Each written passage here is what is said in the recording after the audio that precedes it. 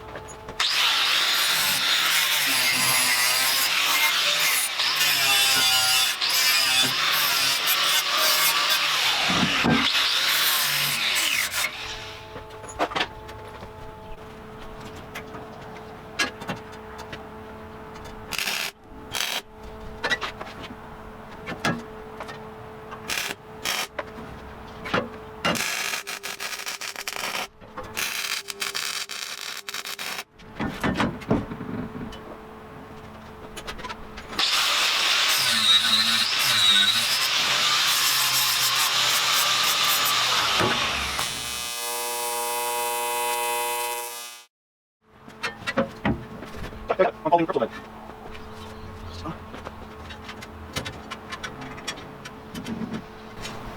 He says it has stability issues. If I extend this piece of angle all the way through to the next timber, which is what the original plan was, but I just kind of rushed it, that will actually stop it from wobbling so much. So I will do that.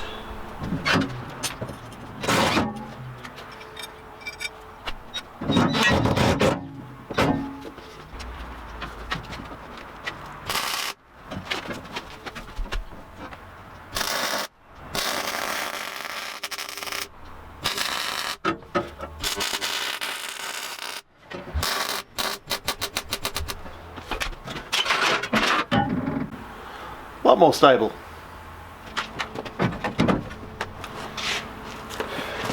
So, one folding drop saw table should work pretty good, and really much better than working on the ground. So that will help us get on to the next project by being able to cut a bunch of pipes. But that's it for today's video, and well, as always, customize everything.